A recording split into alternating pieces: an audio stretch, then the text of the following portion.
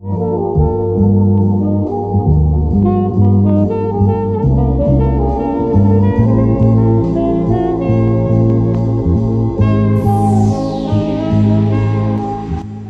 and welcome to the 2022 Boston College Arts Festival. I'm the Visual Arts Coordinator, Yifan Wang. And I'm the Visual Arts Coordinator Assistant, Megan Cassidy. And now you're listening to the Artist Podcast series presented by the Boston College Arts Council Office. Hi, Caroline. How are you? I'm good. How are you? I'm good. How about we start off with a little brief introduction about yourself? Sure. So my name is Caroline Cannon. I am a freshman and a history major.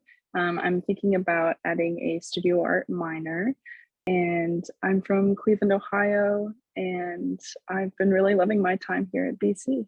So how did you get involved in the arts here at BC and prior to coming to college? So I took my first photography class in 7th grade. It just seemed interesting and I liked the teacher. So I took the class and I really loved it.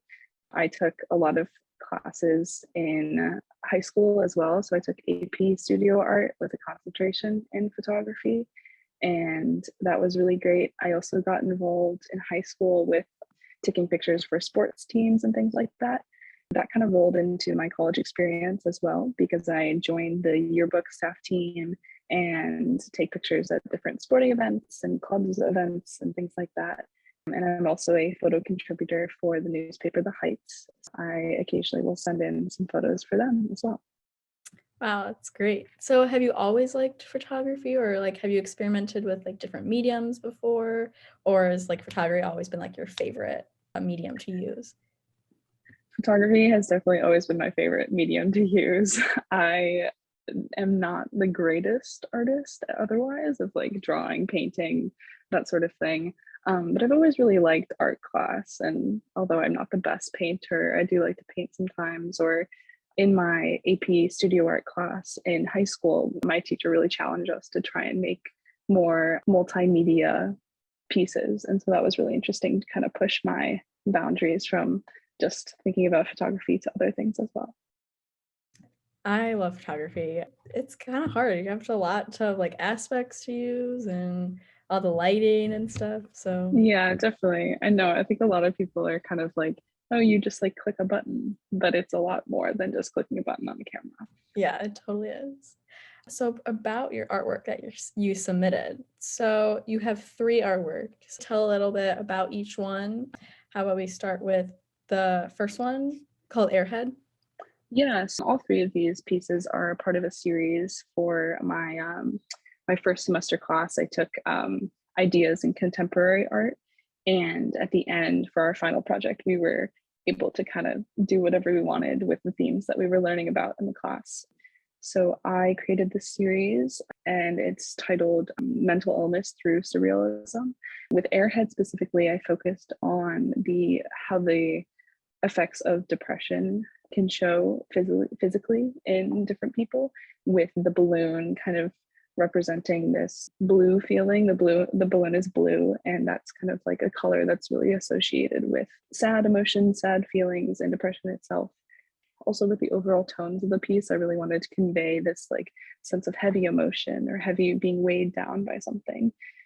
But with the title, I kind of wanted to, it's more of a fun title. Airhead, you wouldn't think of like, oh, this represents something with depression, but I think it kind of is in reference to the idea of sometimes in society or social media specifically, people kind of play off depression or don't think of it in kind of joking manner. You hear a lot of jokes that are quite insensitive to people with mental illness. And so I kind of wanted to call attention to that use of the jokiness around depression specifically, because it is such an important thing and not something to be joked about. Yeah, so there's like kind of like a double meaning behind it with the title and then like content in it. Wow, yeah, that's really great. Thank you. So the second picture, so that's titled Invisible. So what's the thought process behind that one? Since it is a series, so how does that relate to the other images in the series? So for each piece, I focused on a different mental illness specifically. For Invisible, I focused on the effects of anxiety and that feeling of being physically present but not mentally present. And I kind of showed that through the how the shoes are there, and it's like a person is standing there, and with the shadow as well. You don't see their face, you don't see their body, you just see the shadow of them. I really wanted to use shadows in a way of like sometimes feeling overshadowed, and the ideas that come with that, and thoughts and feelings of like an overwhelming anxiety in certain situations. Yeah, it's really a powerful message because you see the shadow, but you don't see the person at all. In the shoes, like, I'm not sure. I'm guessing you photoshopped it. Yeah. So I took That I took two pictures, and then I went in Photoshop afterwards and spliced them together. cool. I love how like the composition itself is really cool. Like the way that like the cast shadow of the person, like it's a great diagonal and like great composition. Thank you. And then the last one, so the reaching one, what was the thought process behind this one? For this one, I wanted to focus on a more, I guess you could say, like less talked about or less well-known mental illness. So with the other ones, like anxiety, depression, you're starting to hear those terms a little bit more. But with dissociative identity disorder, DID, that's something you don't really hear too much about.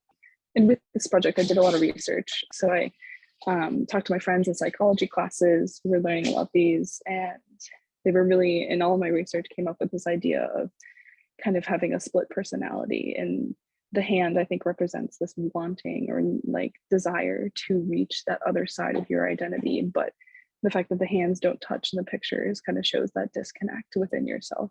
I know I wanted to push myself a little bit more to learn something new about a new mental illness. And this was a really interesting one to learn about, and to learn about the real effects that it has on a lot of people.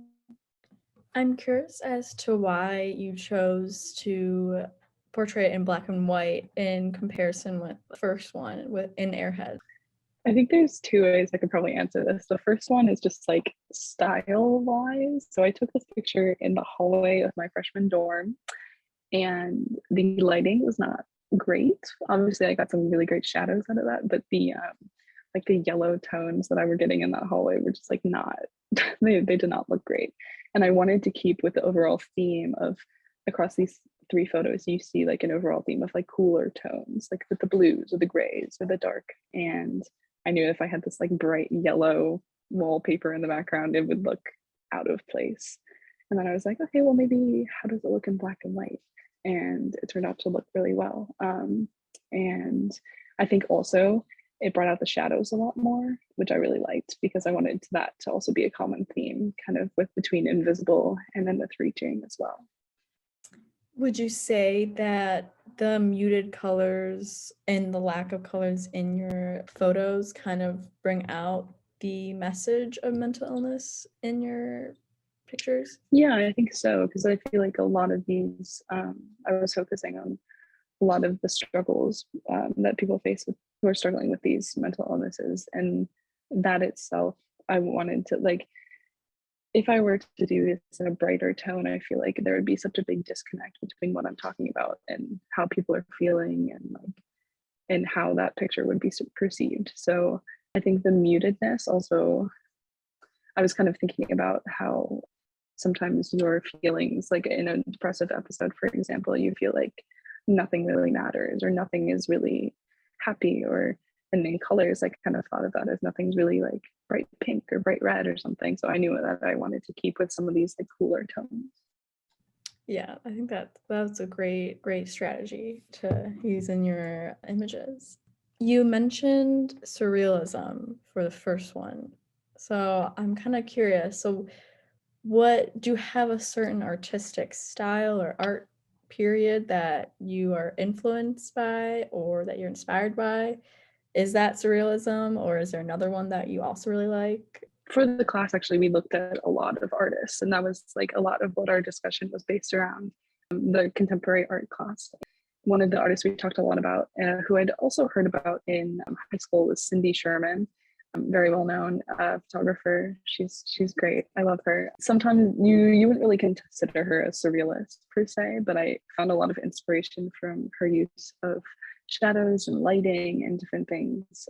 And especially we were just talking about the black and white choice for bleaching, and all of Cindy's, well, all of her old work is a lot of black and white, but then some of her new stuff is very colorful as well. And I was also really inspired by her use of telling a story in just a single frame.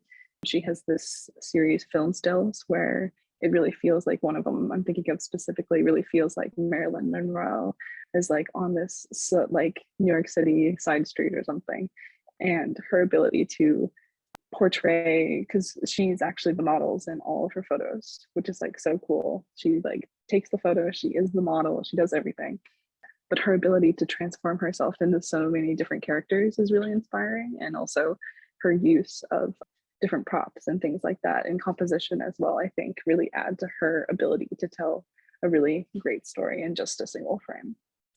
Yeah, I remember studying Cindy Sherman in my art history classes previously, and I just remember like seeing her like posing in these pictures as different people, and some of them like I thought they were paintings. Yeah, exactly. Like they do have very like surrealist like components and qualities to them. So would you say that she's your like inspiration for these photos? I think definitely for this series. And we had to choose an artist to look at, so I did choose her as well.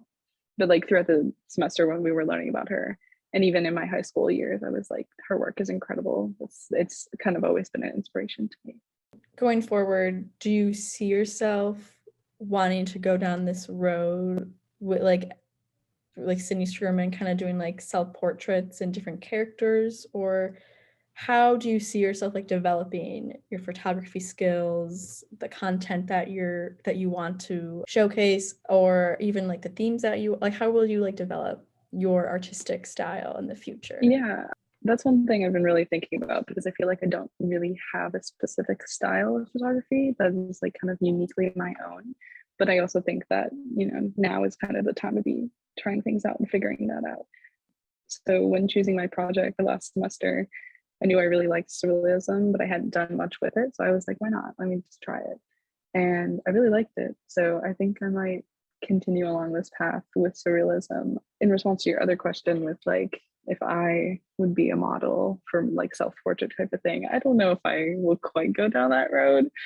And actually with these photos specifically, I really liked, one of my main focuses was to hide the identity of the person, because I feel like I like that idea of that these could be anybody, like this could be anybody, and you don't know who is struggling with any of these things. So I really liked that aspect to it, and that's something I could see myself pursuing a little bit further. Yeah, I think I'll always have Cindy Sherman as an inspiration, but I also don't want to like limit myself to just sticking with one style for right now, at least. I loved how you put it, how not like identity, that there's such a strong like concept and like not showing a person's face, at least, and for your artwork it really universalizes the experience of mental illness. Because like you said, it could be anyone that's struggling with these mental illnesses, and I think that's like a really powerful message. Thank you so much for doing this. Of course. I wish you all the best, and good luck with everything else. Yeah. Thank you so much. Bye. Take care. Bye.